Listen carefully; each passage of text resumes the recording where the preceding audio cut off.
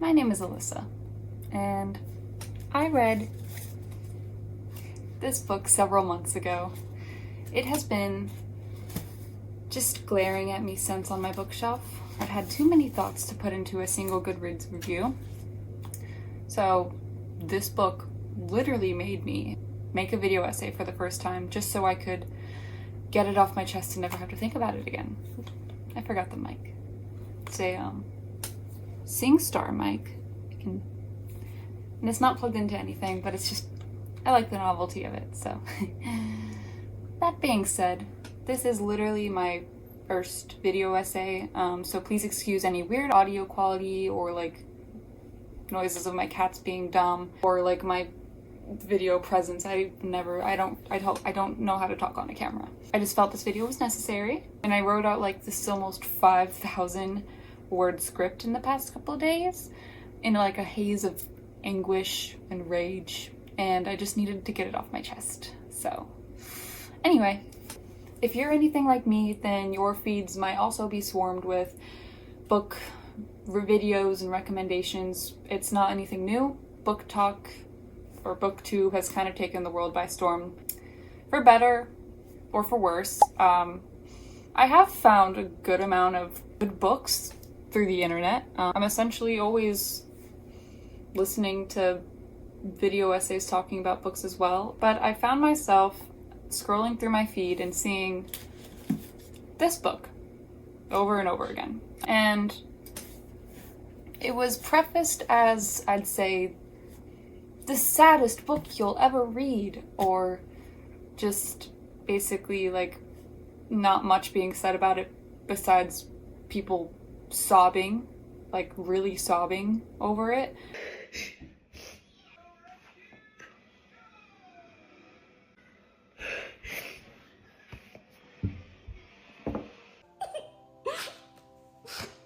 I will never be the one.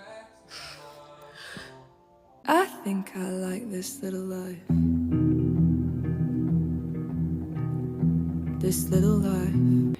I myself am a fan of sad books. I love realistic fiction, good slices of lives, give me humans just going through everyday life and their inner monologues and struggles, and I'm all there for it. I'm a simple gal. It's one of my most read genres, so I'd say I have an okay grasp on them. So when I saw this book in my feed, I was all there, honestly. Even at the detriment of my own mental health, I do have a tendency to read books that might, make me a little sad, but it's just like kind of fun. I don't know. It's a little cathartic, I guess, to, go through the motions of seeing a character go through shit and then cry about it. This is a pretty hefty read, size and content-wise. It is 814 pages to be exact, so I will break down the plot and then address my issues with it in sections. Little content warning. I will be putting all of the content warnings on the screen. There's a lot of them. I'll add, if you're struggling with any of these issues, please exit the video now and stay far, far away from this book until you are in a better headspace. And even if you are in a better headspace, I would still not recommend it, as it was a waste of my time and essentially just... Okay. The novel opens up with 4 college-aged friends. We have Willem, JB, Malcolm, and Jude. We get nice glimpses into each of their lives. Willem, an aspiring actor working as a waiter. JB, an aspiring artist working at a magazine company. Malcolm, an architect at a firm. And then Jude starts as like a litigator, I think, but he is eventually a lawyer. We also have a few other characters. We have Andy, Jude's longtime friend and the only medical professional that Jude allows to look after him in his long-term injuries with his legs and self-injury and basically anything. He's the only one he will allow to see. He's the only one he trusts and who knows his history. There's also Harold and Julia, who are eventually Jude's adoptive parents. The other characters I will get into, but those are, I think, the most revolving around characters that I can remember and that matter. But in the first part of the book gives the perspective of the four friends and their intertwining lives together. I actually quite enjoyed the beginning. I enjoyed their dynamics and how they were initially characterized with quite a bit of depth. However, for the remaining 700 pages of the book, we follow the actual main character, Jude.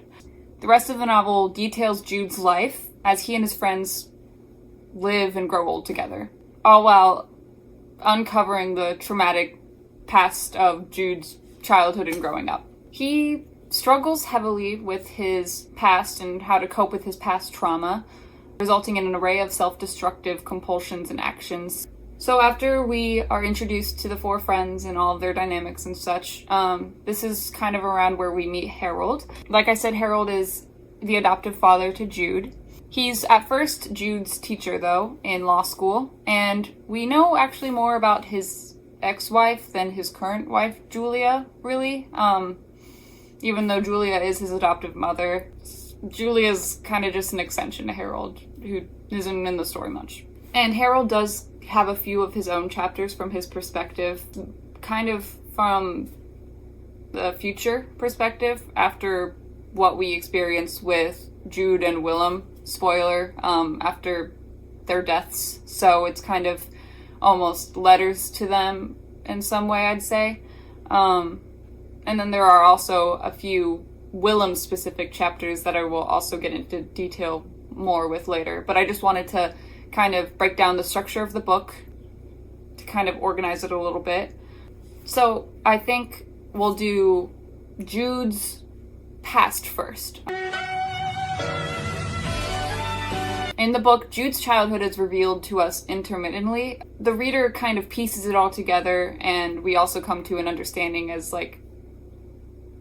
to understand current Jude and why he is the way that he is, or how he's become the person he is. I figured I would give his backstory in just one go so that we can focus on the aftermath later, and just put it all chronologically for you.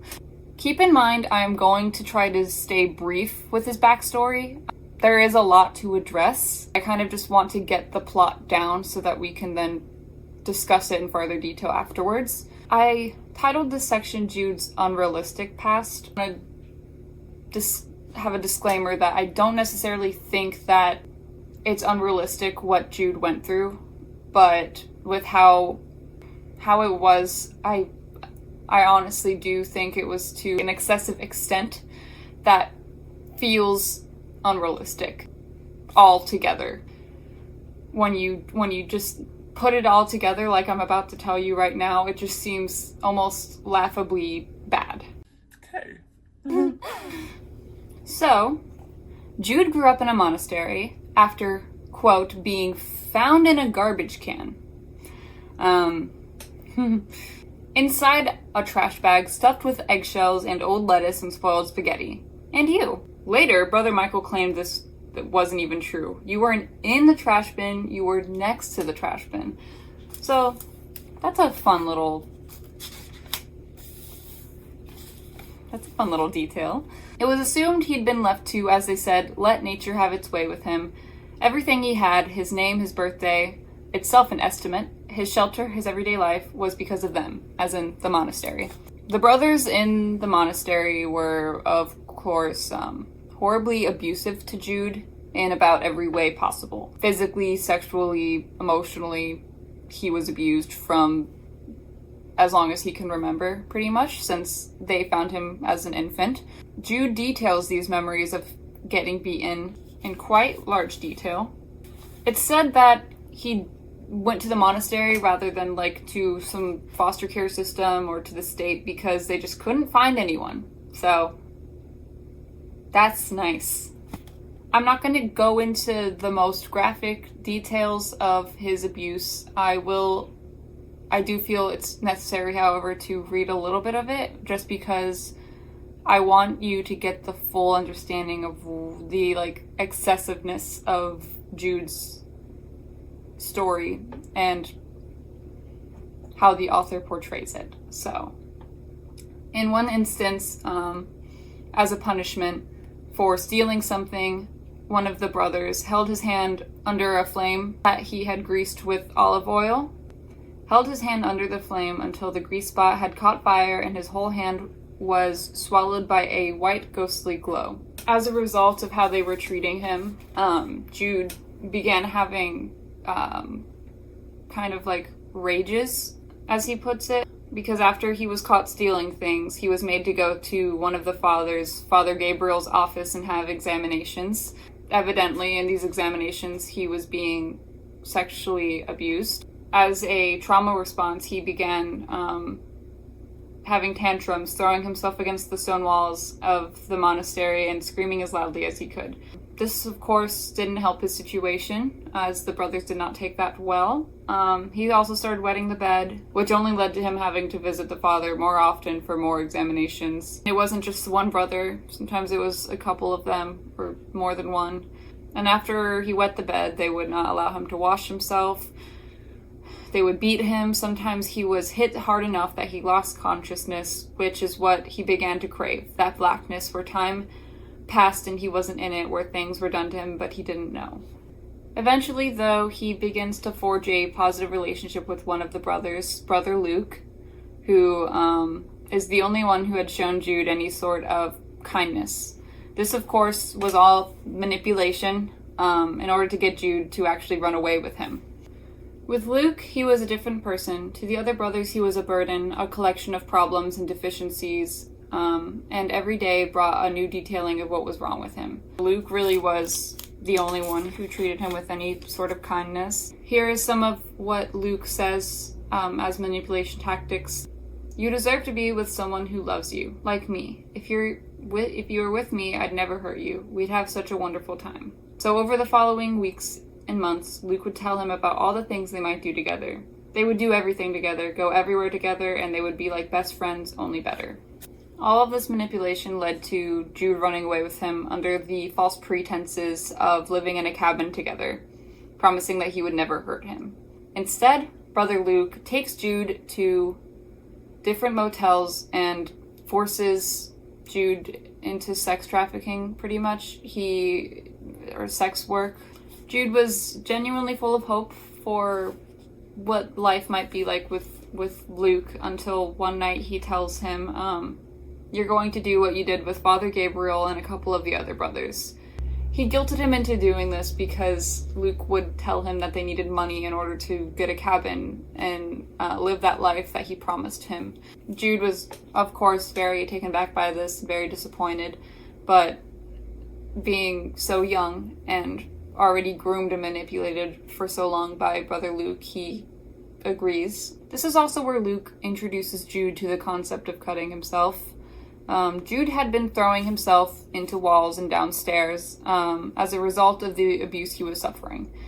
And instead of doing anything rational and nice to Jude, he teaches him a little secret, as Luke likes to put it. Then the brother said he would teach him a secret, something that would help him relieve his frustrations.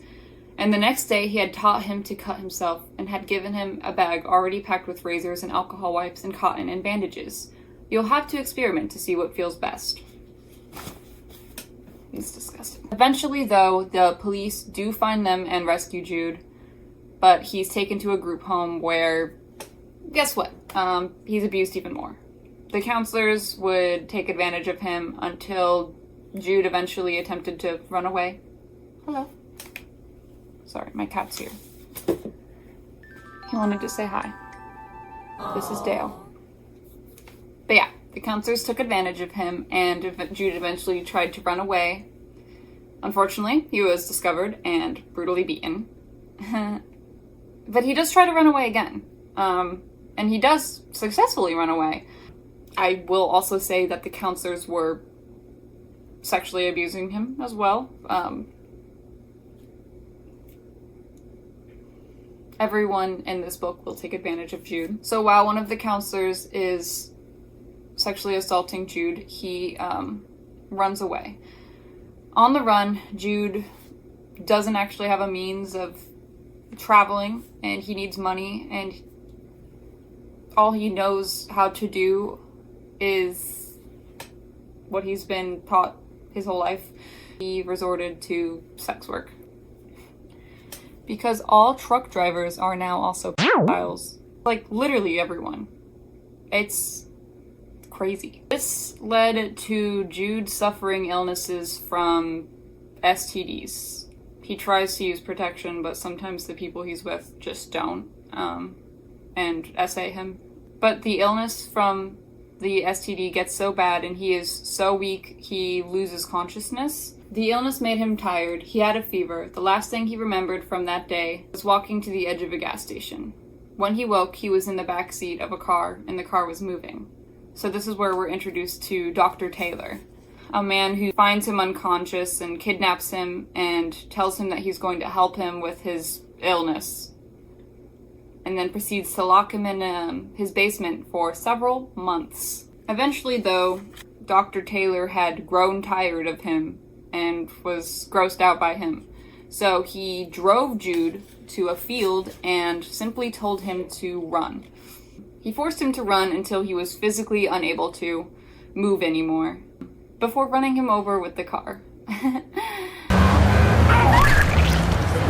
This is where Jude's injury occurs. Throughout the entire book, we're told of Jude's injury, his limp. He has lots of issues with his legs and lower body. He runs him over with his car, permanently injuring and disabling Jude for the rest of his life.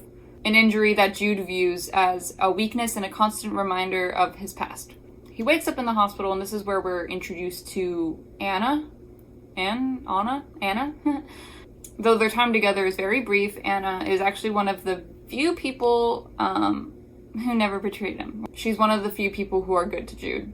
See how I said their time was very brief? It's because she dies. Jude is not allowed to have good things. She dies not long after we get to know about her. She gets ill and dies. Eventually, Jude goes into school afterwards, trying to move away from his traumatic past and hopefully onto better things. Just to be extra clear, here are the bullet points of Jude's past all put together. Like, is that not excessive and not to mention lazy storytelling? I know you're such a sweet boy. You just sitting with me. Yeah? You like listening to this? That makes one of us. At this point in the book, I'm just gonna kind of breeze through things a little bit. There are some issues that we run into with their friends. JB and Jude kind of have a falling out, but to be completely honest, it just doesn't really matter.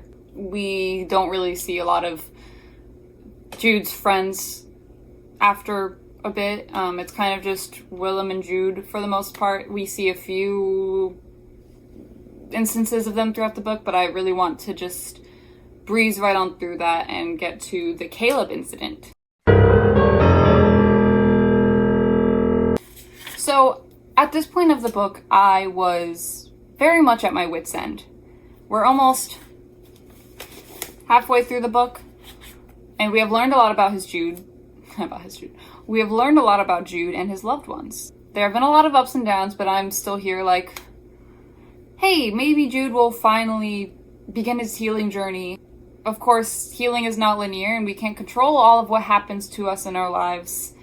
But this specific instance is just kind of what pushed me off the edge into what I saw as unrealistic territory, and just kind of was desensitized trauma. I found myself literally rolling my eyes at what I was reading. Like, Jude and Caleb met at a dinner party with mutual friends, in which Caleb asks him out for dinner. Jude, though taken aback, kind of just perceives it as platonic or businessy. Like, he doesn't at all think it's romantic in any way. So he agrees, and they eventually do go out for dinner. At the end of this meeting, or date, Caleb does make a move on Jude, a quite forceful one, if I might add.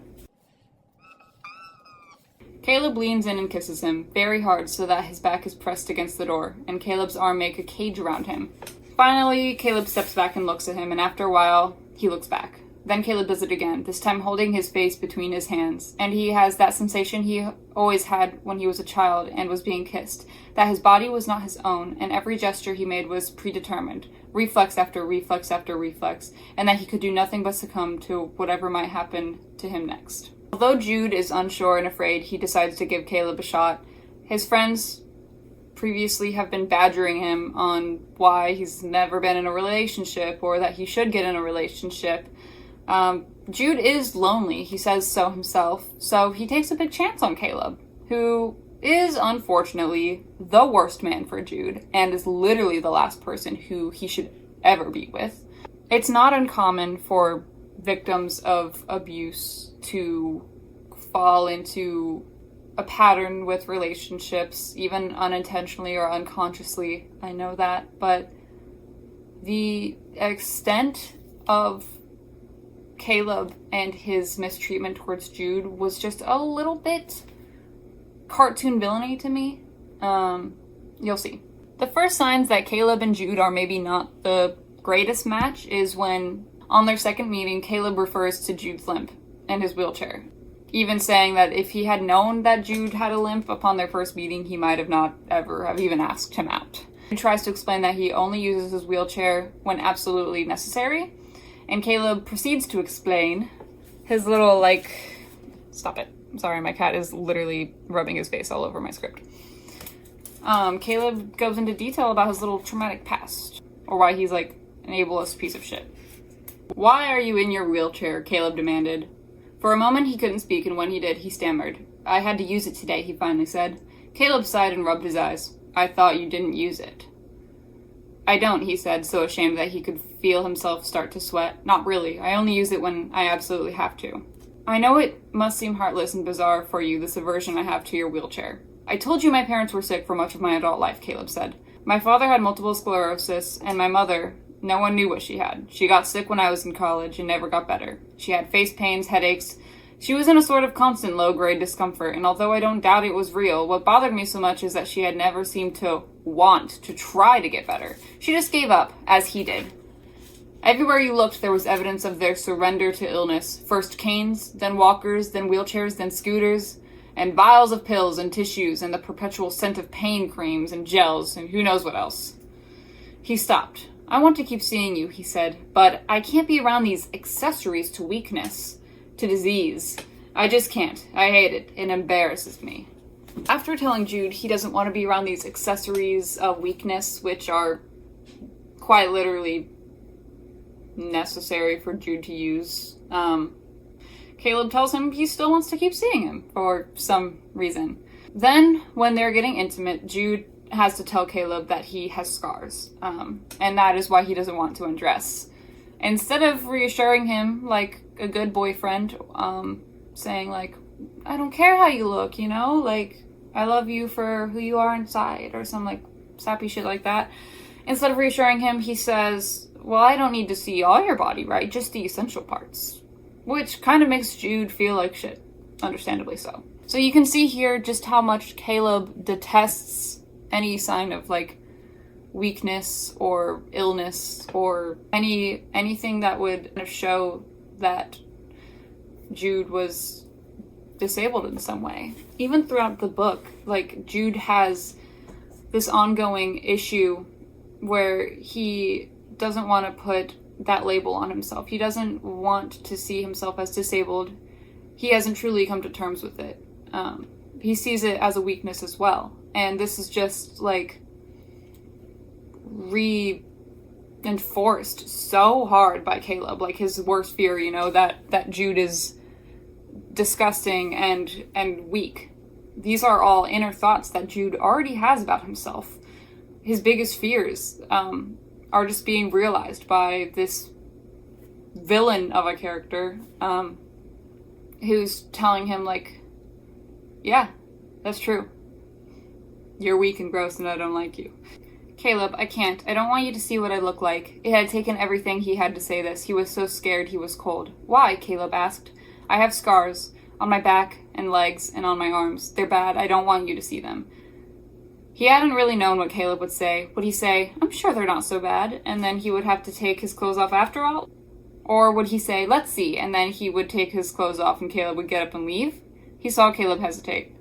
You won't like them, he added. They're disgusting. And that seemed to decide something for Caleb. Well, he said, I don't need to see all of your body, right? Just the relevant parts. And for that night, he had lain there, half dressed and half not, waiting for it to be over, and more humiliated than if Caleb had demanded he take his clothes off after all. And so this is where Caleb hits him.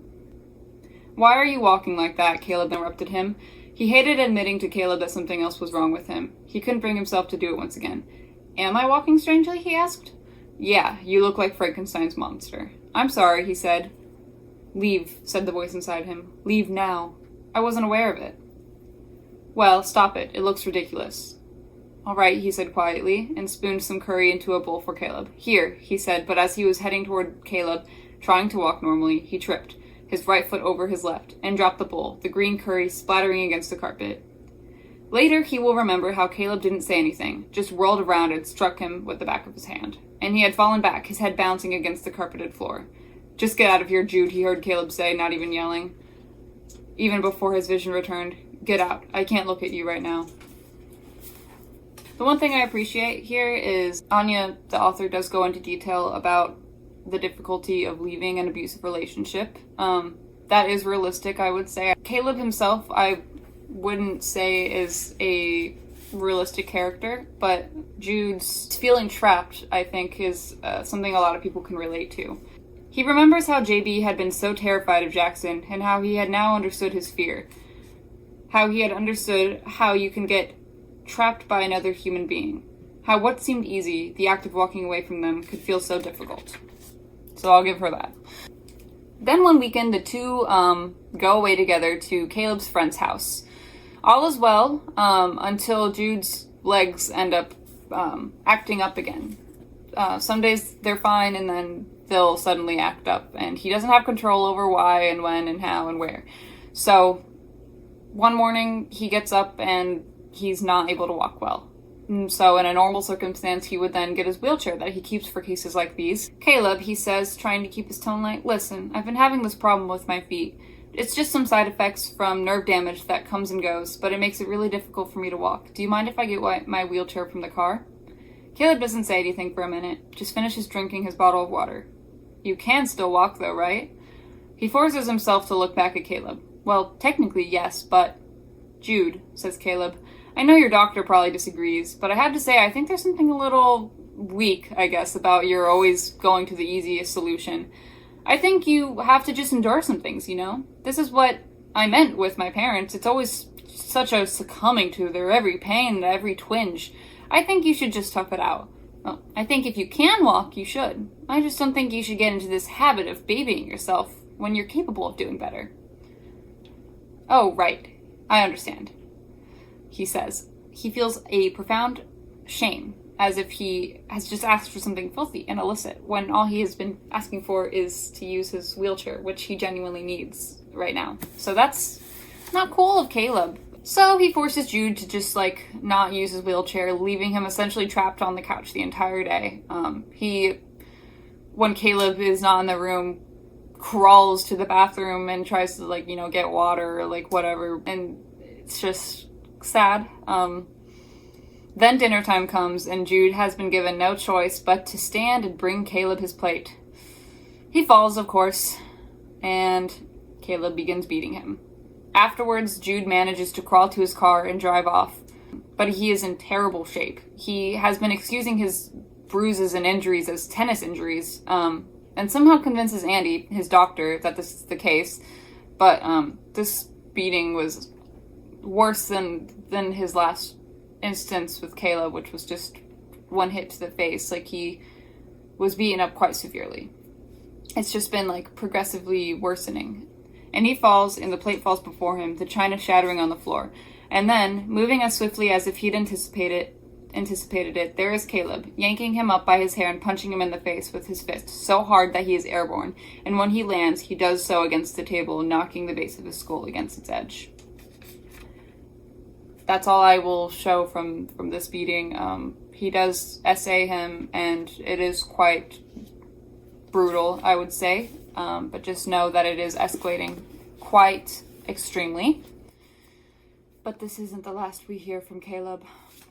You fucking bitch. This cat just stepped on my keyboard and ruined everything. One night, Jude is having dinner with Harold, and a very drunk Caleb arrives, looking to start something. So in front of Harold, this is what he says. Be honest, don't you ever wish you had a normal son, not a cripple? You little liar, he says to him, you're a cripple and a liar and a bad fuck. And you're right, you're disgusting. I couldn't even look at you, not ever. This is all in front of Harold, which I'm sure Jude does not appreciate. It's quite harsh. That isn't all of it, though. Jude convinces Harold that he's fine enough to go home and he just wants to be alone. But of course, when he gets to his apartment, Caleb has used his spare key and is inside. What ensues is a terrible and brutal beating essay, and he practically beats Jude almost to death. Throughout the entirety of Caleb's and Jude's relationship, I was already kind of off-put at the fact that with what we've heard about what Jude has gone through thus far in the book, seeing this happening to him did feel like kind of like oh come on, like more. And this isn't even it. This is just like another thing to the repertoire of trauma that Jude has to endure. But this final instance with Caleb is really what kind of just like threw me over the edge. Like no one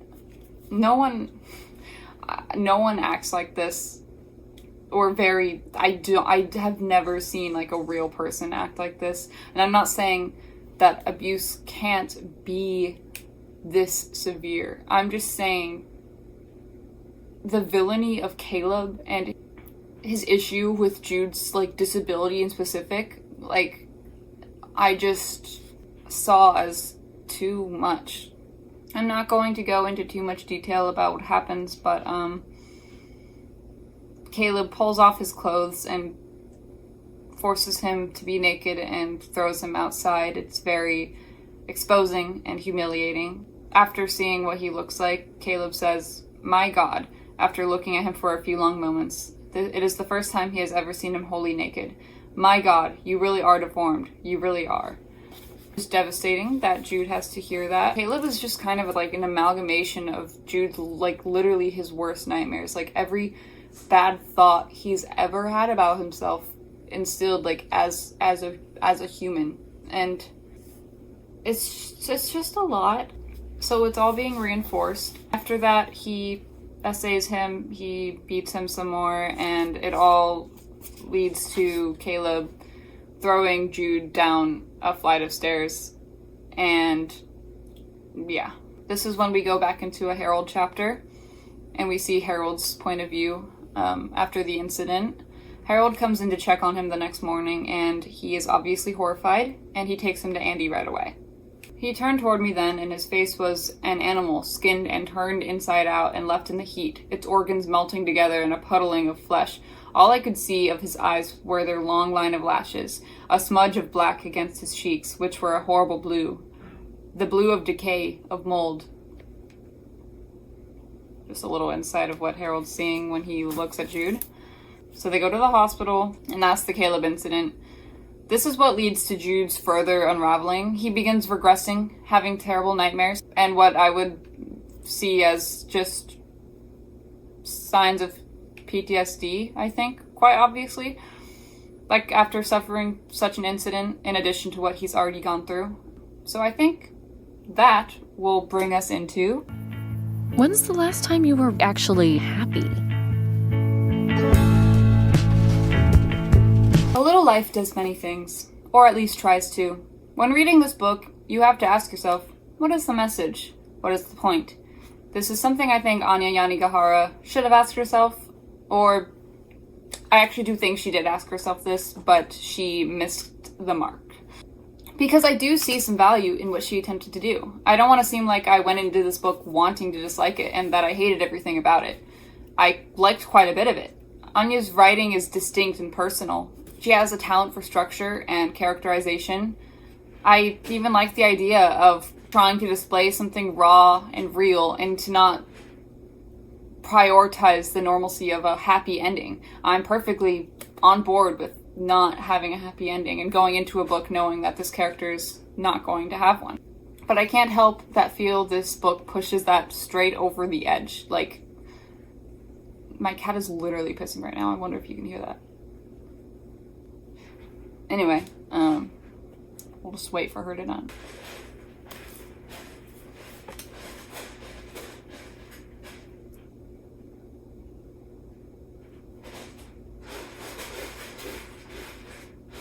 You like my stickers? The Hat Mouse, Garfield.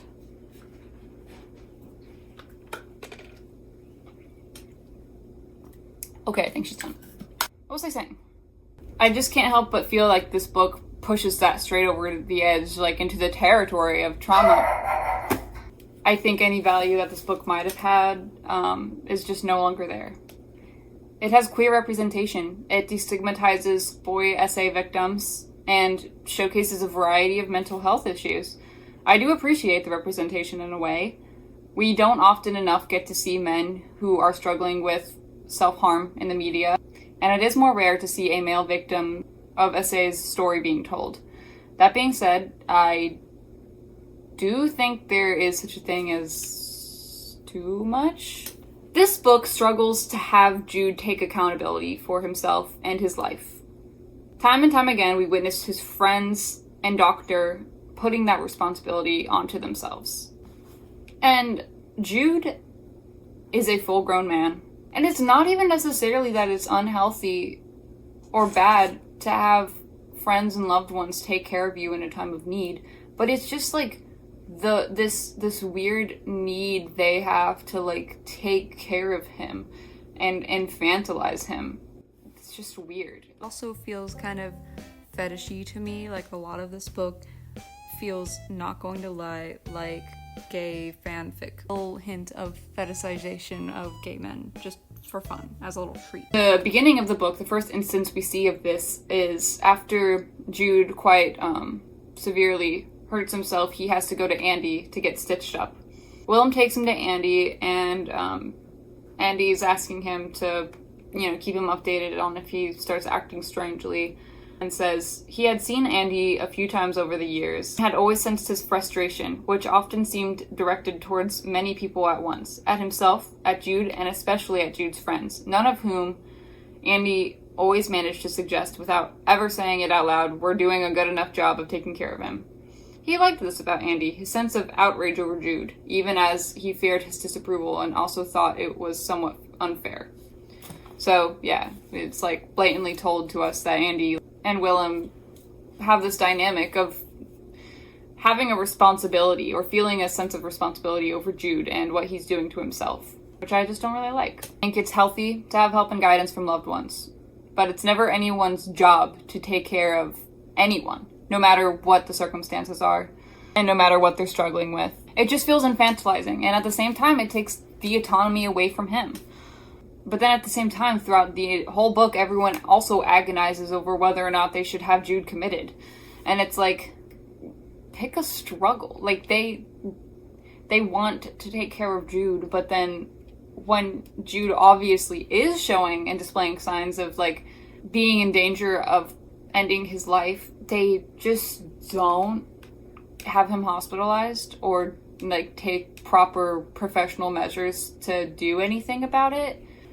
For example, this is after Jude had been hurt by Caleb the second time, and Andy's fearful that Jude is doing this to himself, which actually isn't the case, but still he's concerned. And he says, "There have been so many times when I was so close to having you committed, to calling Harold or Willem and telling them that we needed to get together and have you taken to a hospital. I've talked to classmates of mine who are shrinks and told them about you, and this patient I'm very close to, and asked them if what they would do in my position. I've listened to all their advice. I've listened to my shrink's advice, but no one can ever tell me for certain what the right answer is. I've tortured myself about this, but I've always felt you're so high-functioning in so many ways. You've achieved this weird but undeniable successful equilibrium in your life that I felt, I don't know, I shouldn't upset it, So I've let you go on cutting yourself year after year, and every year, every time I see you, I wonder if I'm doing the right thing by letting you do so. I'm sorry, Andy, he whispers. No, Jude, Andy says, it's not your fault. You're the patient. I'm supposed to figure out what's best for you. So, let's get this straight. They have known each other for, like, decades. Andy is, like, one of the only witnesses to what Jude does to himself. And he is a medical professional. But there's a weird bias in it because he's also his friend. They also just, like, are really close. And it's just a little wishy-washy. You can just see Andy's, like, responsibility he feels, the guilt he feels over this. I think that's normal when you are close with someone and you want to do what's best for them. But at the end of the day, it's Jude's responsibility. It's Jude's choice what he does. But then if you take it from a purely medical standpoint, like, as Jude's doctor, do what they deem is right for the safety of the patient. And with what we see with Jude, like, it's not even a question, like, that Andy, just on literally the professional and medical standpoint of it, should have had Jude hospitalized in some way, like, 10 times more than he has been. And I'm not even saying that's the solution. I'm not saying that that would be helpful to Jude. Everyone is different, but it's this weird friend-doctor dynamic they have that I feel like is really disruptive to Jude's healing. It's really harmful to both sides of it because you have Jude feeling guilty for what he feels like is burdening his friends, and then you have his friends feeling like it's their fault and like they're not doing enough. So it's just like a lose-lose. They keep calling him high-functioning, and in a way he really is. Like, he has a very successful career, and I do get that, but then they keep infantilizing him. They keep thinking that he can't take care of himself. I feel like it is also very common to be socially, like, and situationally high-functioning, able to, like, go to work and get things done, but then to be mentally in a spot that's not doable or livable long-term. So it's just kind of counterproductive to, like, view it that way, to see what he's putting out into the world, being a successful lawyer, but then also not to take into account what his mental state is. Jude's very obviously mentally ill. He's unwell, and the road he's going down is not a good one, and we see that. We see the result of it. So try over and over again to no avail to have him see a therapist. Jude shuts it all down. He doesn't want a second of it. I just don't understand wanting to take care of him and then also not doing the bare minimum of having him looked after if he's clearly in danger of ending his own life. Even after a very almost successful suicide attempt, he was released from the hospital under stipulations that lead them nowhere. Like, they don't do anything. Eventually, once it was clear that he wasn't going to speak to any of them and that he was in no state to hurt himself again, they let him go under stipulation. He was to be released into Julia and Harold's care. It was strongly recommended that he remain on a milder course of the drugs they had been given him in the hospital. And it was very strongly recommended that he see a therapist twice a week. So he agrees to all of this just to get out of the hospital. It's all just recommendations. Jude only ever goes to therapy when he feels forced to, or like he feels like he doesn't have another choice when Willem or anyone else is begging him to, which doesn't do anything, because unless you go to therapy on your own terms, like, I don't think you're gonna really get much done. But when you see a case that's severe like Jude's, it's really hard to navigate what is the right thing to do. At least where I'm from, like, if you did what Jude did, you would not be released. Like, you would have to be medicated and you would be committed, like, for a long time. And I don't really get why or how Jude is just let off the hook so easily. Characters really do the bare minimum of what they perceive as right. Several times, Harold and Willem confiscate and throw away Jude's tools for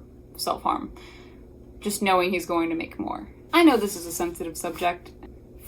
If I were to put myself in Harold's and Willem's perspective, like, when you have someone who is hurting themselves, your first inclination would be to take the tools away so that they can't do it anymore. But time and time again, Jude does tell them, like, that he's just going to keep doing it. He's just going to get different tools, more tools. Like, it's useless and dumb. And I just don't think that Harold or Willem really ever make that full effort to understand why Jude's doing what he's doing. And it's not that Jude had never even tried to explain. He, in his own way, says, you know, it's not fatal, as if that were the concern. I know how to control it. He wouldn't see a shrink, but he couldn't tell me why. He hated doing it, I could tell, but he also couldn't conceive of a life without it. I need it, he kept saying. I need it, it makes things right. But surely, I told him, there was a time in your life when you didn't have it. He shook his head. I need it, he repeated. It helps me, Harold. You have to believe me on this one. Why do you need it? I asked. He shook his head. It helps me control my life, he said finally. At the end, there was nothing more I could say. I'm keeping this, I said, holding up the bag. He winced and nodded. Jude, I said, and he looked back at me. If I throw this away, are you going to make another one? He was very quiet, then looking at his plate. Yes, he said. I threw it out anyway, of course, stuffing it deep into a garbage bag that I carried to the dumpster. So there's just kind of this dissonance, Jude and his loved ones, and the addiction he's struggling with, because it is an addiction. Much like alcoholism or any other addiction, you can toss out all the liquor in the house. It's not going to stop an alcoholic from drinking. Keeps telling them it's just not something he can just stop out of the blue. And then Willem takes personal offense to it. Another thing is that Luke, being the one who taught him how to cut, was unrealistic in itself. It felt bizarre to read. Like, he couldn't even have that to himself. Yes, it's an unhealthy coping mechanism, but it is the only one that he knew. And Hanya felt the need to make it, like, even more unique and bad by making it come directly from his abuser. Having Luke literally hand him the bag with, like, all of the supplies is just absolutely ridiculous. I've never heard of anything like it. It just, I don't know, maybe it would have felt more realistic if Hanya did any research, which she didn't. So I am back. I had to take a little break, and I showered, I ate. It's been several hours, but I'm here. I realized that this video is a little emotionally draining. I was feeling a little too burnt out to do the next parts of the video because I feel like they deserve, like, passion and fire to them. So here we are. Willem and Jude. Hey Jude. So here we are, reading this wonderful book about 4 friends. Well, maybe more like 2 friends. Oh, they're dating. A book with queer representation. That's nice. I like it. Surely this won't end badly. It's funny because people are always saying, like, there's the kill your gays trope. It's like, you know, gay couples never have a happy ending or they die. Oh, they both died. Oh.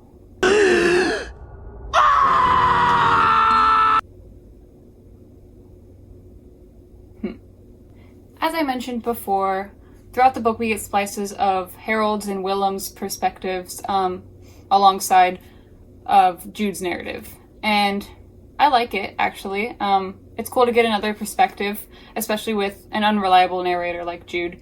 It can be interesting to see a different light of how other characters view him. And I really do appreciate Harold's, especially his relationship with Jude, that is, because I think Harold is a wonderful figure in Jude's life. I think he truly wanted what was best for him, and there wasn't really, like, anything that got muddled or strained with them, like we've seen with basically any other guardian or parental figure that Jude has had. I would say William. I would say Willem, however, their relationship got a little wishy-washy for me. The bond Willem and Jude have is special. I appreciate seeing close bonds and friendships with male characters, and I even do think that their relationship does kind of work in the end, you know, before all the, like, death and stuff. But I think it only works because they're so focused on Jude's illnesses and healing from his later on, like, leg amputation, that it left so little room for anything else or any of the other issues they were previously trying to deal with. But I'm getting ahead of myself. I'm here because I'm here to discuss the rough patches in the relationship, which do take up, I feel like, a majority of their relationship. And I'm gonna try not to get too heated, but the subject is a little personal to me, and the way it's portrayed here kind of just left a bad taste in my mouth.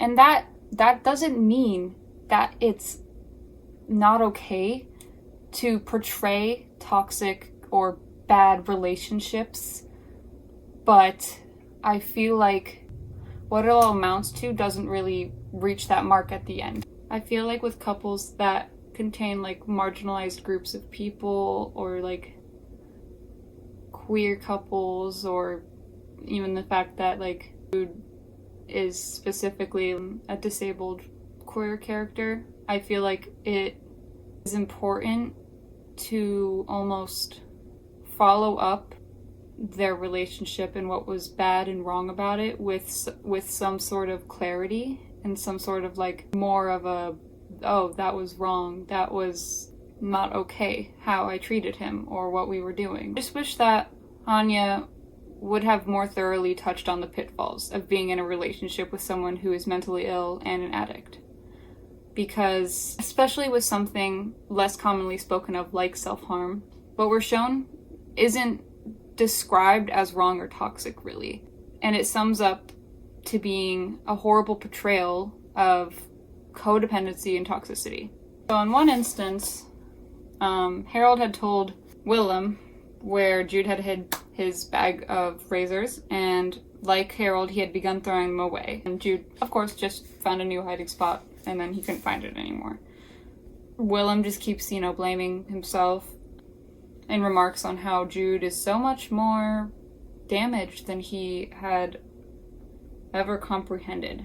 There's one quote that says, "Sometimes the cutting has no place in their relationship, and sometimes it is their relationship, their every conversation, the thing they are discussing even when they're not saying anything."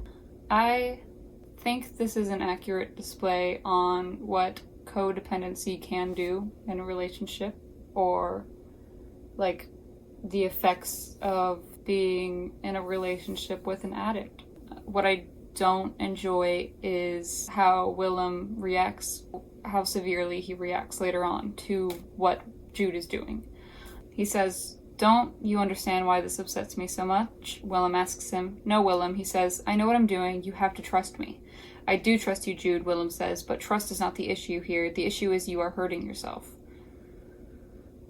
Or the conversation that leads Willem to saying, "Jude, how would you feel if I did this to myself?" And him saying, "It's not the same thing, Willem." And Willem saying, "Why?" And him saying, "Because, Willem, it's you. You don't deserve it." It's just like time and time again, Willem not being able to grasp why Jude's doing this to himself, or why he can't stop for him, or like, using kind of guilt tactics, like, well, what if it was me doing it? And then there's times where he's physically trying to stop Jude, where Jude was going off to the bathroom to hurt himself, and Willem caught him and said, "Let's go then." He said, "I'm going to watch you." They fought for a while, and Willem said, "I can't have you doing this to yourself." And Jude said, "I can't not." Willem had been silent for even longer. "Try," he said. "For me, Judy, try." I do not like the idea of like, try for me, try for me in a relationship. And it just sucks because there's just not a lot of representation of, especially specifically, healthy relationships while in the midst of addiction, or how to handle someone who is hurting themselves in some way. This leads to is like a guilt cycle where Jude is trying. He's not going to therapy. He's not seeing a professional, and he's not really changing the root of the issue of, why he's hurting himself. And he's afraid that Willem's going to leave him if he keeps doing this, but at the same time, he's been doing this for so long and is addicted to it and can't just not do it at the snap of a finger. And I don't think it's realistic to think that Jude would, be able to immediately stop after saying that he would try. So, of course, one night, he ends up going to the bathroom to hurt himself. I will cut out some of the more graphic parts of this, but essentially Willem discovers him and gets upset and decides to, as a response, hurt himself as well. So he hurts himself, and then Jude says, "Stop it, Willem," he shouted, almost in tears. "Willem, stop it, you're hurting yourself." "Oh yeah?" asked Willem, and he could tell by how bright Willem's eyes were that he was almost crying himself. "You see what it feels like, Jude?" He had begged and begged, but it was only after the 6th cut that Willem stopped. "Jesus, Jude," said Willem a while later, "this really hurts," and finally looked at him. "How can you stand this?" He shrugged. "You get used to it," he said, and Willem shook his head. "Oh, Jude," Willem said, and he saw that Willem was crying silently. "Are you even happy with me?" That's really toxic. Like, really toxic. Willem's at his wit's end, and I get it, like not knowing what to do when your partner is mentally ill and not knowing how to react or handle it, and wanting to keep them safe, but it's not as simple as that. So then you hear Willem saying, like, "Are you even happy with me?" And like, just like more guilt on to Jude, like, "Why can't you stop for me?" kind of thing. Like, turn it into any other addiction. Anyone who's been an alcoholic or you've struggled with alcoholism, plain as day, your partner is not going to stop for you. Like, it has to be something they do for themselves. It has to be a choice that they make. And it's just this unhealthy cycle they keep going through without really changing anything. And they're just getting more and more upset because it's just going to keep happening. Willem does suggest, he says, "Do you think you should maybe go back to the hospital for a while just to sort things out?" And Jude refuses. Willem's and Jude's entire relationship has kind of turned into Willem worrying and looking after Jude and wanting to control what he's doing and, like, take care of him. And, Jude is his responsibility.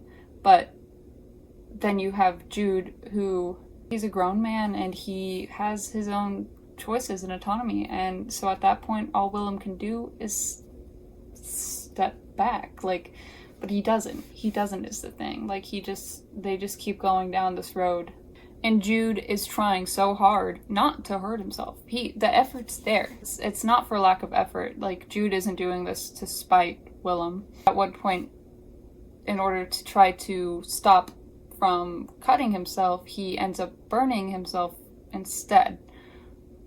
And it's pretty severe, and Jude is afraid to tell Willem, but unfortunately Andy has kind of given them this ultimatum where it's like, if you don't tell him, I will. So, and it's sad that Jude is so afraid to tell Willem in the first place, because there's the guilt cycle where and shame where he just feels, like he's failed Willem by having to be honest with him. And honesty and communication are a little important in relationships. I don't know if you know that, so.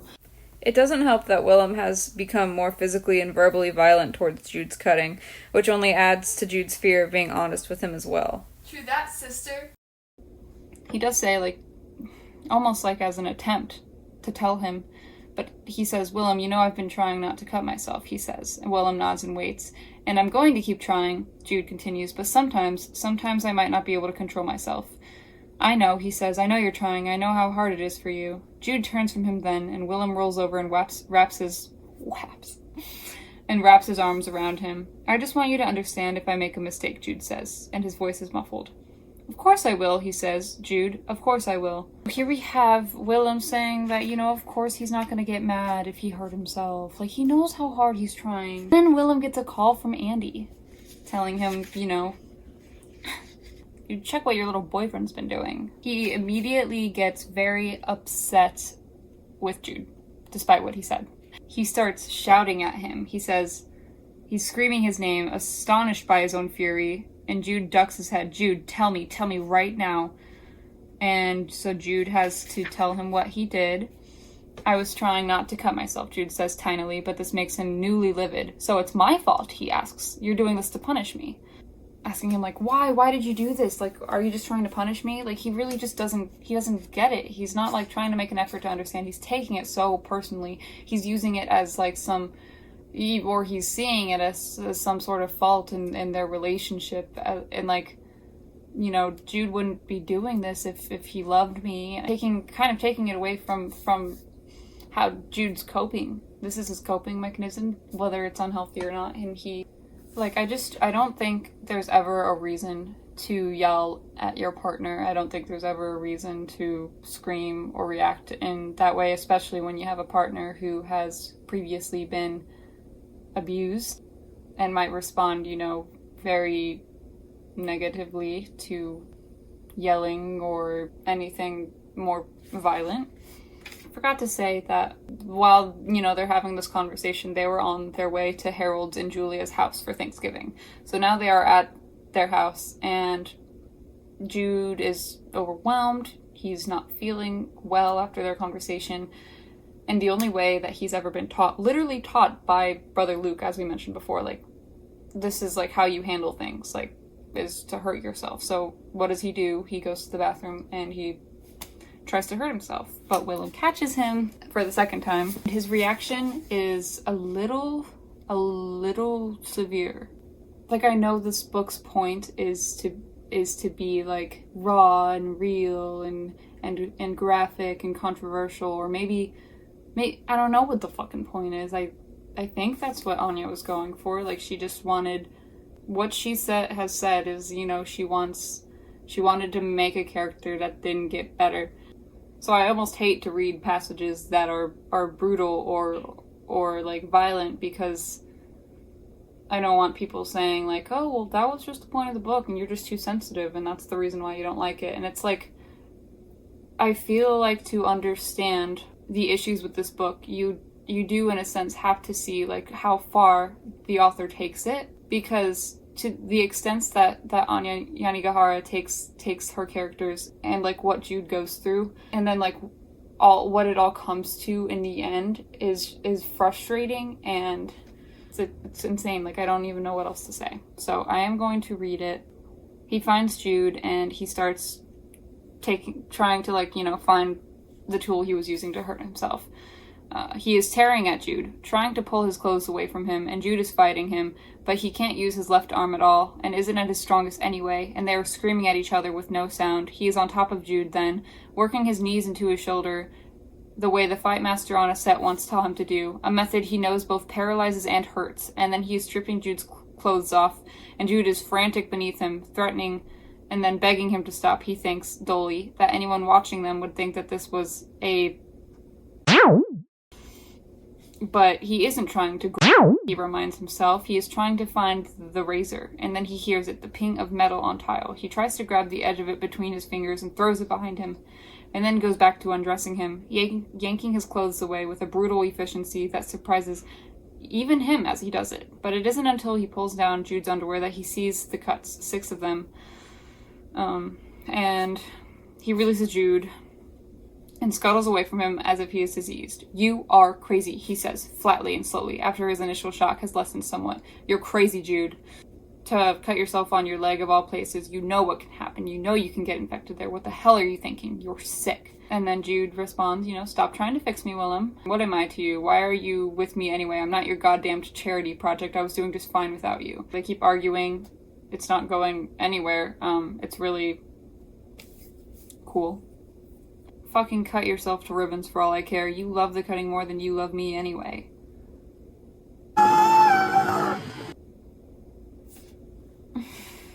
So that was something. So I wanted to share that so you can really see how toxic and unhealthy Jude's and Willem's relationship is. Not really as much when they are just friends, but after they start dating, and Willem really does feel like he takes on this like even stronger responsibility over taking care of Jude. And even like when he goes to like Andy telling him about his romantic feelings for Jude, even Andy's like, if you go through with this, like you can't back off from it. Like, this is what it is. And Willem jokes like, oh, like, what is it, a life sentence? But yeah, they see it as like, you can't leave Jude or else it will break him, and that will be all for him.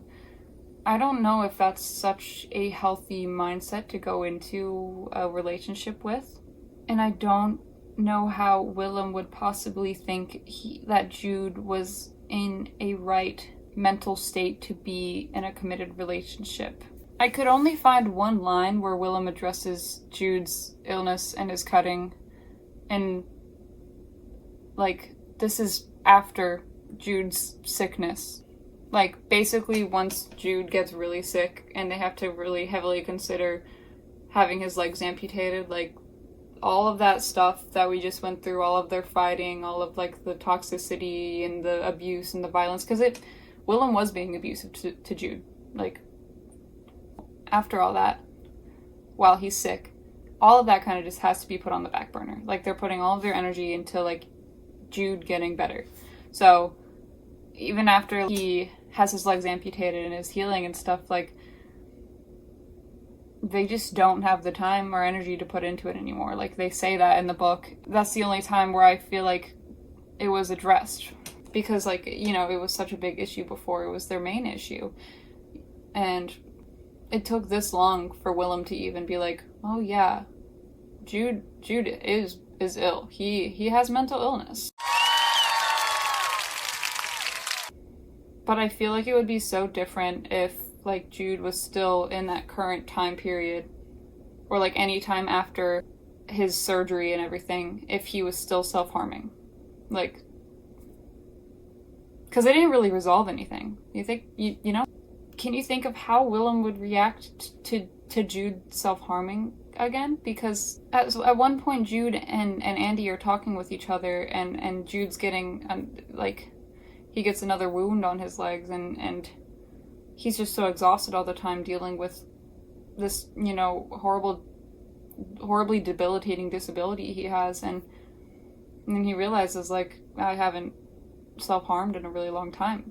He just doesn't have the energy for it. And Andy says, you know, like, I am glad, I'm sorry this is the reason why, but I'm glad nonetheless. So that being said, nothing's actually been resolved. I don't think Willem has necessarily changed in a bigger way at the end. So although I don't think all of that was addressed enough as much as it should have been, after going through all of this, the two finally get to what they call the happy years. It's quite literally, like, in the same chapter that they say, like, oh, we're in the happy years, and they've like come to some sort of, like, stable and content living, that Willem fucking gets in a car accident and dies. He dies. Oh, and Malcolm and his wife were there too. Do you remember Malcolm? He was one of the 4 friends. Haven't mentioned him in a while. But yeah, they die too. So anyway, Jude has now lost his best friend and committed life partner. I wonder how he will deal with that. Jude really has been through a lot. He's in his, 50s now? It has been an arduous and eventful life. Quite a little life, one might say. Jude had built quite a substantial dependency on Willem, I think we can all agree. He had given up on therapy, and he had never really gained any coping skills or, ever attempted any stronger, self-regulating skills, emotional regulation, or anything like that up until this point. He and Willem kind of just went through the motions together. Willem took care of him, or Jude would hurt himself, or who knows. They just kind of figured it out. I don't think it's crazy to say that Jude was living for, in some way for Willem. They even admit that. Willem says that he fears that Willem cares more about Jude being alive than Jude does himself. Jude does say, at that current point in time, no, that's not true. Maybe it used to be, but I want to live with you and be alive. And that's a crazy thing for Jude to say. That's a big step. And there are ups and downs. It's not black and white. He still does struggle with suicidal ideation, and he is exhausted, and he is still having a hard time. But they reached the happy years, for the most part. But I feel like all of that is a surefire way to never properly begin healing or living a fulfilling life. And now that Willem is dead, Willem is dead, and I do feel like it is perfectly normal for him to be absolutely grief-stricken and to regress into like regress back into his unhealthy ways of thinking. But I think it's important to look at the bigger picture again, because I'm not saying the way that Jude reacted to Willem's death was wrong or unrealistic. I'm just asking, like, why did we even kill Willem in the first place? Why did we go through any of this at all? It's just truly exhausting at this point. I wasn't even sad. I was literally annoyed at this point of the book. I'm rolling my eyes. It's just too much. Logically or reasonably, it's not like Jude has nothing left to live for. He has his parents and other wonderfully close friends that they've mentioned sometimes. Hanya still felt that it was the most realistic course of action to just have Jude kill himself and for him to give up. And I want to ask, what does that tell those who struggle with mental health? Or any of what Jude stands for? What does that tell SA victims, abuse victims, mentally ill people, any of it?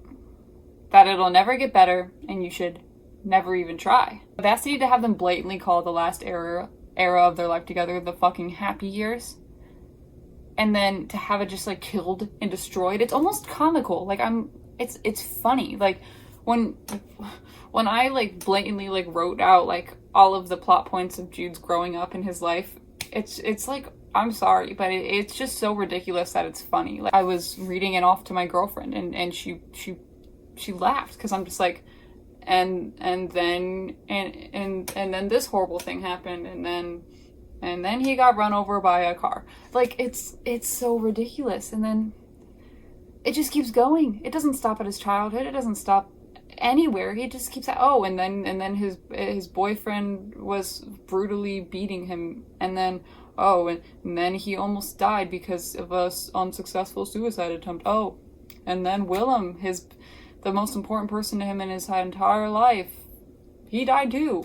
To give Jude a tiny, minuscule blink of happiness, and then to just, it's crazy to me. I'm aware that life has its misfortunes, and sometimes it really is just one thing after another. I'm not gonna like say here like objectively like no one has ever lived a life like this is crazy. Like, when it comes to making a fiction character, all Anya has successfully done is taken Jude and stripped him of his character and just turned him into a walking, or sometimes walking, mental illness. Jude is now only what happened to him. He is the labels that he carries, and nothing more. You still could have even killed Willem and had it work. Like, I think the worst part is just how it all ended up afterwards. It's just like the fact that there's literally no progress, there's literally no point. And there's gonna be people who are like, the fact that there's no point is the point. Well, it's just egregiously too fucking much. It's you're gonna write 800 pages of trauma and then have people get like attached to this character and then just have him kill himself, and it's like we've made literally no progress. None of it meant anything. Maybe it would have been meaningful in some way for Jude to learn how to live for himself after Willem died. Like, if we still want Willem to be killed off, that's fine. But maybe Jude learns to live despite everything. I think that still conveys how awful and difficult life can be without amalgamating it all to just kill yourself. Why bother? You know what? I wouldn't even be mad. I wouldn't be mad at this entire book if it was shown to me as trauma porn. Or as, like, I've seen people literally call it, like, euthanasia, the book. Like, if it was marketed to me as a brutal, gory mess just for the sake of it being brutal and gory, I would have been perfectly fine. Sometimes things can just be graphic. Sometimes things can just literally be graphic for the sake of it. But to me, it was marketed as a sad drama, as a realistic fiction that, like, will make you cry. I went into it knowing almost nothing, and I, like, you know, maybe I should have done more research, but I don't know. Even the description on the back of the fucking book is, like, vague and weirdly hopeful sounding to me. Like, a little life follows 4 college classmates broke, adrift, and buoyed only by their friendship and ambition. As they move to New York in search of fame and fortune, while their relationships are tinged by addiction, success, and pride deepen over the decades, the men are held together by their devotion to the brilliant and enigmatic Jude, a man scarred by an unspeakable childhood trauma. A hymn to brotherly bonds and a masterful depiction of love in the 21st century, Anya Yanagihara's stunning novel is about the families we are born into and those we make for ourselves. Maybe the first 100 pages of that book do describe what that synopsis shows, but I don't think that the rest of it does. Like, the 4 friends barely showed up in the book. It was, I mean, Willem was there. A hymn to brotherly bonds. Like, JB and Jude barely spoke throughout the whole book. Malcolm fucking died in the end for no reason and was barely mentioned. We got all 4 of their perspectives, like I said, for 100 pages. There are another 700 pages that are just about how awful Jude's life is and how much he wants to die. So we could have cut all that out, actually, and just had him kill himself way earlier on, because he wanted to die, and he did. He was successful. He was right. Jude was right. There was no point, and he should have just given up. Like, when I read that description, I legitimately don't see how I could have guessed what was to come in the book, especially when there are no content warnings provided. There are no content warnings, and I love sad books. I'm not opposed to reading graphic stories or difficult content. It's the fact that I feel like a lot of people are talking about this book as something that it's not. Summing it up as, like, so sad and emotional and meaningful. And, like, it's doing something important when the entire message is just, like, there's no point. Just, like, don't even try. Life is hard. I find it a little difficult to find the meaning. And I find it a little fucked up that there's no content warnings. There, like, if you look up, like, specifically, like, a little, like, content warnings on the internet, like, it'll come up. People, like, have provided it, but the author didn't herself. Like, me ordering this book based on the description that I read on the back. You flip through the first pages and all, like, there's no single hint as to what is in this book. And I don't think it's crazy to say that I feel like that should be something more explicitly told. Like, I don't care if it spoils the book, or, like, if you feel like that, like, makes things less dramatic. I don't know about you, but I do often seek out books and, like, characters that I can relate to. It's difficult to find good representation when it comes to certain things that already have a negative stigma attached to them. And I can't stop picturing someone who's similar to Jude, or who, like, relates to him, or has been through similar things as him, seeking that out in a little life, trying to find some sort of cathartic or cool representation, only to be basically told that it's hopeless and to give up. I think that's one of the main reasons I would never recommend this book to anyone, because there is potential in what Hanya was doing.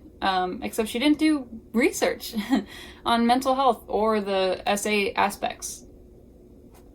But yeah, like, I don't think that it's, like, being too sensitive of me to want the bare minimum of, like, some sort of content warning for a book, or, like, something less vague. Unspeakable childhood trauma can mean a lot of things, and it should be, I feel like, a little more obvious. But that's just me. I think we need to touch on a couple of the things that the author said in some interviews. Let me show you how it's done.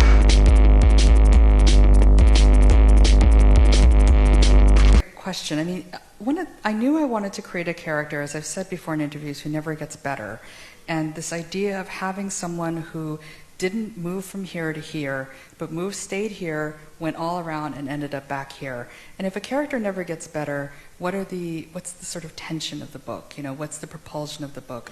What's the suspense of the book? Okay, so in this interview with the author, she says that her goal was to create a character who never gets better, you did succeed in making a nothing burger of a book that has no meaning, and he did end up going nowhere and has no point to it, if that's what you meant, but I don't think that's necessarily what she meant. I understand wanting to have that tension and not have that usual narrative that we see fulfilled where you get that happy ending. But at the same time, it takes it to such unrealistic extremes with no payoff, and to have no payoff delivers the wrong message to perhaps the wrong people and demographic, especially with subjects that are in the book like self-harm and SA. Like, to drive home the point so strongly that it just like will never get better leaves such a disregard to the reader in some way. I'm not implying that there should be a happy ending, but to me, with how mental illness is depicted throughout the entirety of this book, along with getting an unreliable narrator like Jude, who is struggling with said mental illnesses and such, agreeing with and forging these negative thoughts of hopelessness and self-degradation over and over again, like, and to like just not have like some sort of reliable and infallible voice saying, oh, that's actually not correct. Like, takes these events and thoughts and lights them in a healthier perspective, really just drives home the narrative that victims and those who are struggling should just give up. I feel like the core audience of this book has to be people, at least for me, it would most likely be people who struggle in some way with mental illness or have suffered with similar things that Jude has suffered, because you do seek that out in literature or film or media in general, like to relate to some character that has gone through something similar as you, or to just, I feel like that must be the core demographic of this book. That's what I am thinking the whole time while I'm reading it. A lot of power in that, and being an author, and I feel like what you are putting out into that world and into the world matters. And it's just the framing of it that bothers me. That's the whole fucking thing that bothers me, is that Anya Yanagihara framed it as this hymn to brotherhood and brotherly bonds and about families and like, no. You wanted to just write trauma. You wanted to write about a character who goes through horrible shit for the sake of entertainment and then kills himself because of it. Would you talk a bit about the research for the book?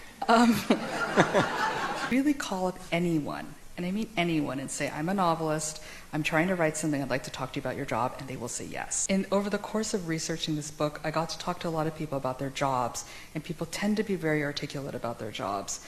And so I did the most amount of research for Jude. I talked to a law student, I talked to someone who was clerking, I talked to someone who was at the U.S. Attorney General's office, and then after I did all that, after the book was done, the manuscript was done, I sent it back to this litigator turned law professor, and he read through everything and marked up everything that he thought, was a little bit wrong or unbelievable. And I told him it doesn't have to be typical, it just has to be plausible. Mm-hmm. So I really made sure I knew what Jude was doing at every step of his career, and more importantly, how his mind worked. Because if you talk to litigators, they do think in a very particular way. They see the world through a very particular lens. And the math part was from a friend of mine who was a pure math major at MIT. I can't take credit for the stuff about math. It's almost verbatim what he told me. It was wonderful. I mean, it was a part of the book I was dreading. And in fact, I had to stop writing after a certain point because I knew that certain things would be affected by career, and I needed to make sure I was going down the right track. But it actually turned out to be the best part of writing this book in a lot of ways, was conducting these interviews. And what about the abuse aspects and the sexual trauma and the cutting and things of that nature? I didn't do any research for that because I think that there's a sort of logic. What happens to how Jude reacts to what happens to him just felt very natural. I mean, so to have that core audience of like-minded people, and to not treat these subjects with the care or consideration they deserved, or even the research that it deserved, is really quite disappointing. And I'm not even saying that if you haven't personally gone through the subjects that you're writing, like, if you haven't gone through what you're writing about, that you shouldn't be allowed to write about it. Like, this was on my bookshelf. Take Identical by Ellen Hopkins. Although I don't fully agree with like all of the depictions of mental illness that Ellen Hopkins portrays in this book, I do think in a way it's similar like to what maybe Anya Yanagihara was trying to go for, in that it's a controversial book that talks about controversial and like difficult subjects. But Ellen Hopkins has gone into detail about the extensive amount of research she did when writing this, taking in like first-hand accounts from those who had experienced what she was writing about. Like, that's all I'm asking for. And it's not like Anya is not capable of research. She, in the interviews, details the extensive research that she did for the boys' differing careers and the logistics of them so they could be portrayed accurately. She just didn't feel like applying the same effort and research to the abuse or the mental health or the essay or anything of that subject matter, because it just seemed like natural or logical however Jude was responding to it. Like, I feel like A Little Life was not too far from what Ellen Hopkins has achieved. In a lot of her books, they're about really difficult subject matters, and they go into like a lot of detail for like really difficult things like incest and child essay and self-harm and abuse, like, and addiction, like literally all of these same things that are in A Little Life. But imagine this, Ellen Hopkins actually did research and took like first-hand accounts from people who went through it and made a way better book about it because of that. So, one more thing with the interviews. She says that in one part of the interview, she says like a reader can take anything in regard to like the violence and the brutality of the book, and just how, you know, like gory and raw and real it was. I really wanted the reader to be there as a witness for Jude. You know, I was talking to my editor and he was saying, well, it's too violent, it's too brutal. And first of all, I don't think that you get anywhere trying to guess at what a reader can take and what a reader can withstand, because it's so condescending. A reader can take anything. A reader only wants, I mean, I'm speaking for myself, you know, a fully formed, logical universe that feels complete and authoritative and confident. That's what I want in fiction. And beyond that, I mean, I don't think there are any other rules. If the author can fulfill it completely and without flinching, then I think then the reader either chooses to go along or doesn't. Yes and no, I would say. Like I said before, like at the very least, have more upfront content warnings. That's literally all I'm asking for. Like, I don't think that an author has to handhold their audience. I don't think that an author has to like speculate on what their readers can and can't take and what's too much. You're allowed to write whatever you want, and you know, some people can handle certain things that other people can't. So that's like why it's so easy to provide content warnings, because then you don't have to assume what your readers can handle, and the reader can decide for that themselves. That's I feel like it's not that hard. I feel like it's really, really simple, actually. So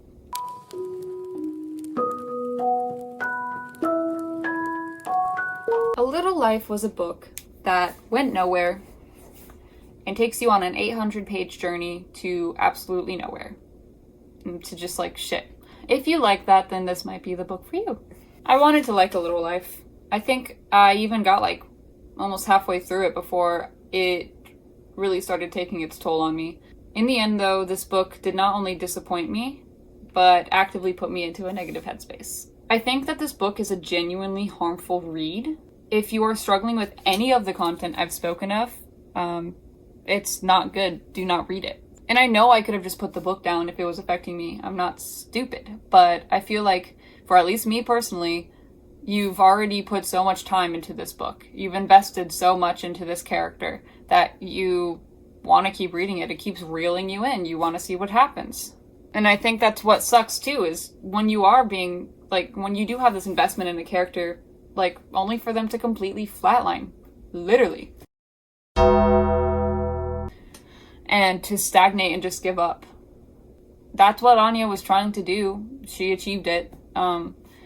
There's the interviews of her saying that she wanted to not have a happy ending, but I know, I'm aware, but I don't think that it went the way that she necessarily intended. All this did was desensitize me. You can only take so much when you're reading 800 pages of like horrible shit happening to a character. So like that's why when I say like it was comical to me or like I was rolling my eyes, it's because it was so ridiculous to me and so unrealistic at that point that I like stopped caring. It's so fun to be desensitized to awful traumatic things to the point where I lost any interest or care in the character that you've been building up for fucking 800 fucking pages. I got to the point where I just wanted it to end. Like, it just kept dredging on, much like I am. So, yeah, those are my thoughts on A Little Life. I will just put this right back on my shelf and try never to think about it again, I guess. Oh my god, the longer I sit here, like, the more mad I get. I just, like, keep thinking of other things that piss me off. When you read out, like, what the fuck Jude goes through, I have to, like, suspend disbelief and just be like, okay, let's say this did happen to a character. And then you watch Jude become like this super smart guy and like an extremely successful rich lawyer. He has like this huge apartment in New York. Willem like went from being a waiter, he became like this hugely successful like movie star. I mean, not that I give a shit about JB or Malcolm, but Malcolm's a hugely successful architect with his own buildings and stuff, and JB's this hugely successful artist with his own galleries and stuff, and they're all just like famous, and it sounds like fan fiction. Like, it just doesn't sound real. And they all say like, oh, Jude is so high functioning, like he's so smart, he has this like successful career, and like he's such a great lawyer. And I'm not saying that victims or like survivors can't be successful or like live fulfilling lives after, but when you like almost like even scientifically, like nature versus nurture kind of shit, like Jude has been like getting abused from day one, like when he was a baby, and never was shown like any kindness or like love or care, and just was just like over and over again, like throughout all of his years of like important development, was neglected and abused. And then he just like came out the other side like with like this quirky little friend group and like went on to be this awesome lawyer. Obviously the whole book is showing the effects of like what his childhood did to him, but like even the good parts of Jude's life I feel like are unrealistic. Just like all of it just feels like weird and wrong. It's like she's just a woman like writing weird fan fiction about everyone's file, everyone's an abuser, and I'm losing my mind at this point. I can't do it. I could keep going on forever, but I think for the sake of me and for you, I'm gonna stop here and go have some dinner and try to not think about this anymore, despite the fact that I have to edit this entire video and think about it all over again. Subscribe! Thinking of doing another book review soon. I want to revisit The Host by Stephanie Myers. No one take my idea. I read it like when I was younger, and I really just I want to see if it lives up to like what I remember. Stick around if you want to hear me either shit on Stephanie Myers or like kind of like it, but like maybe in an ironic way. Bye.